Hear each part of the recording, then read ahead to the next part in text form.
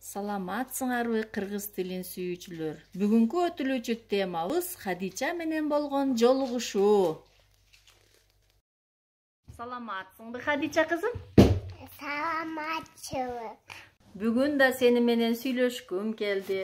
Сен кече айттың эле го, менин эжекем Гүлнара Артыкбаевна көп нерсени үйрөтөт дедиң эле. Сен ырдаганды билесиңби? Ооба. Азаматсың.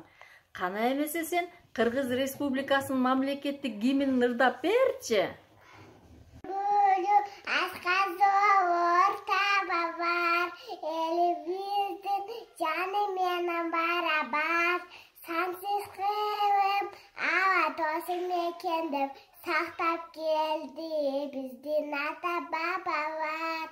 Алгалай беп кыргыз эл, азаттыктын жолунда. Örküneybe össepek, össagdirin kolunda. Азаматсың кызым, азаматсың. Сен жакшы кыз турбайсыңбы? Азаматсың кызым. Кызым, Кыргыз Республикасынын мамлекеттик символикаларын билесиңби? Ооба. Кана мага айтып берчи. Желекке.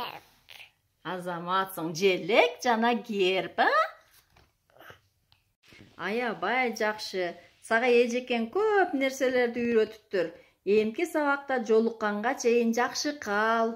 Жакшы барын. Болуптур. Мына ошентип бүгүнкү кичинекей кыз менен болгон жолугушуу сабагыбыз аягына жетти.